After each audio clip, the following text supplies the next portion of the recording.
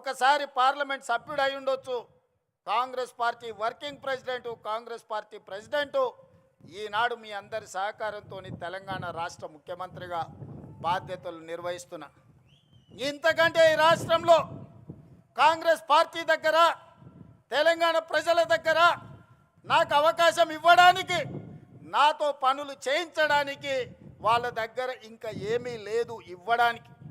వాళ్ళు ఉన్నదంతా సర్వం నాకు ఇచ్చిండ్రు, ఇవాళ నన్ను పెంచి పోషించిండ్రు. అందుకే ఆనాడు మొక్క నాటిన ఈ మండలానికి మిడ్జిల్ని తీర్చిదిద్దాల్సిన బాధ్యత నా మీద ఉన్నది. వీళ్ళ సోదరుడుగా ఈ మండలాన్ని అభివృద్ధి పదం వైపు నడిపించాల్సిన అభివృద్ధి చెందిన మండలంగా, ఇది డార్క్ మండలం కాదు. ఈ ప్రాంత ప్రజలకి వెలుగు రేఖలు వచ్చినాయి, ఈ ప్రాంతం అభివృద్ధి చెందింది అని చెప్పి ప్రభుత్వ లెక్కలలో తేలాలి. దానికి మీ వంతు సహకారం కావాలి అని చెప్పి మిత్రుడు బట్టి విక్రమార్క గారికి నేను విజ్ఞప్తి చేస్తున్నా. మిత్రులారా, మీరు ఆలోచన చేయండి. ఎమ్మెల్సీగా, ఎమ్మెల్యేగా 2 సార్లు, పార్లమెంట్ సభ్యుడిగా ఈ 20 సంవత్సరాలు 2006 జూలై 4న మీరు బాధ్యత ఇస్తే 20 ఏళ్ళల్లో ఏ ఒక్కరోజు నేను సెలవు తీసుకోలే. నా స్వార్థ ప్రయోజనానికి నాకు ఇచ్చిన అవకాశాన్ని దుర్వినియోగం చేయలేదు. ఏది చేసినా ప్రతిపక్షంలో ఉంటే ప్రశ్నించే గొంతునై ప్రజా సమస్యల కోసం కొట్లాడిన, అధికారం వస్తే పరిపాలనలో సంక్షేమంతో పాటు అభివృద్ధితో పాటు దీర్ఘకాలికంగా సమాజాన్ని పట్టి పీడిస్తున్న సమస్యల్ని శాశ్వత పరిష్కారం చూపించే ప్రయత్నం చేసిన. ఆనాడు నాతో పనిచేసిన ఎంఆర్పిఎస్ మిత్రులు చాలామంది ఉన్నారు.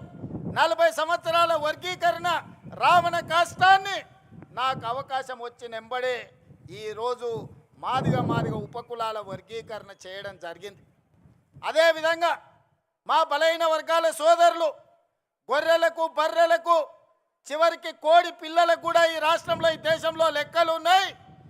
మరి 50% ఉండే మా బలహీన వర్గాల లెక్కలు ఈ దేశంలో ఎందుకు పెట్టరు, ఎందుకు లెక్క గట్టరు అని అడిగితే 100 ఏళ్ళ సమస్య.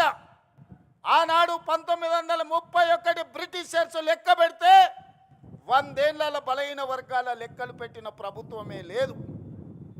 మా మిత్రుడు బట్టి విక్రమార్క గారి నేతృత్వంలో 100 ఏళ్ళ సమస్యకు జనగణనలో కులగణన చేసి ఎవరు ఎంతున్నారో లెక్క తేల్చడమే కాదు, లెక్క ప్రకారం వాళ్ళ వాటాలు వాళ్ళకి ఇవ్వాలి, వాళ్ళ సంక్షేమం, వాళ్ళ అభివృద్ధి వాళ్ళకి చేర్చాలి అని ఆ సమస్యకు శాశ్వత పరిష్కారం చూపించింది మన ప్రభుత్వం, ప్రజా ప్రభుత్వం. మిత్రులారా, మీరు అవకాశం ఇచ్చినందుకు ఈ దీర్ఘకాలికమైన సమస్యల్ని మనం పరిష్కరించుకోగలిగినాం. చాలామంది ఏం చేస్తాడయ్యా, అచ్చంపేట అడవుల్లో నుంచి వచ్చిండు, ఆయన గతం అనుభవం లేదు, ఆయన ప్రభుత్వాన్ని నడపలేదు, వాళ్ళ తాత ముత్తాతలు దొరలు కాదు, వాళ్ళ గడీలు లేవు, ప్రజల మీద పెత్తనం చెలాయించేది ఆయనకు రాదు అని అవహేళన చేసిరు. నేను ఒక్క మాట చెప్పదలుచుకున్న ఈ వేదిక మీద నుంచి, నేను పుట్టింది గ్రామంలో అన్ని కులాలు, అన్ని మతాలను, అన్ని సమస్యల్ని, ప్రతి పేదవాడి కష్టాన్ని చూసుకుంటూనే నేను పెరిగిన. వ్యవసాయం తెలుసు, దుక్కి దున్నడం తెలుసు, ఇత్తనం వేయడం తెలుసు, భూమికి విత్తనానికి ఉన్న బంధం ఏందో పేదవాడికి, పరిపాలన చేసేవాడికి ఉండవలసిన అవగాహన ఏదో అవగాహనతోని గ్రామీణ ప్రాంతంలో పెరిగిన.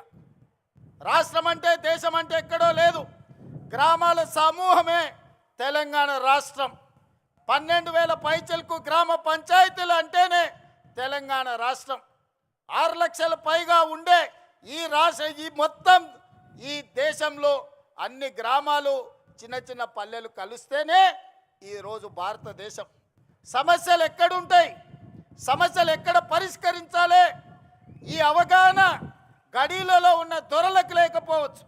గ్రామంలో సమస్యలు పరిష్కారం అయితే మండలం పరిష్కారం అయినట్టే, మండలంలో సమస్యలు పరిష్కారం అయితే నియోజకవర్గంలో పరిష్కారం అయినట్టే, నియోజకవర్గాలలో పరిష్కారం అయితే జిల్లాలో పరిష్కారం అయినట్టే, జిల్లాల సమస్యలు పరిష్కారం అయితే రాష్ట్ర సమస్యలు పరిష్కారం అయినట్టే, అన్ని రాష్ట్రాలలో సమస్యలు పరిష్కారం అయితే దేశం అభివృద్ధి చెందినట్టే.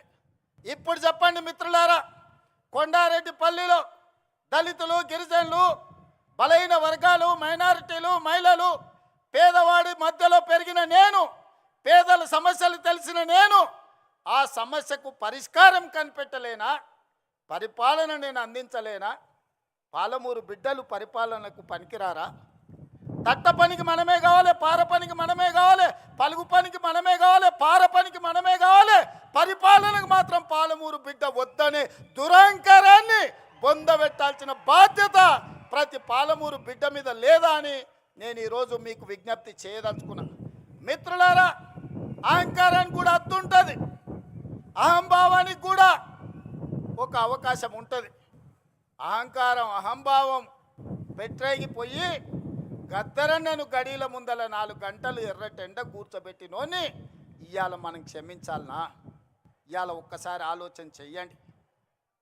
యుద్ధ నౌకై, పేదల గలమై తెలంగాణ రాష్ట్ర సాధనలో సమిదైన గద్దరన్న కలవడానికి వస్తే నీ గడి ముందల 4 గంటలు ఎర్రటెండకు నిలబెట్టినావు కదా, నీకు ఉరి శిక్ష వేసిన తక్కువ నాన్నే నీడున్న సోదరులు నేను అడగదలుచుకున్నా. ఇవాళ నేను మిమ్మల్ని అడుగుతున్నా, ఈ ప్రభుత్వంలో అడిగిన వాళ్లకు రేషన్ కార్డు ఇచ్చిన మాట వాస్తవం కాదా? రేషన్ కార్డు ఉన్న ప్రతి వాడికి సన్న బియ్యం ఇచ్చిన మాట వాస్తవం కాదా?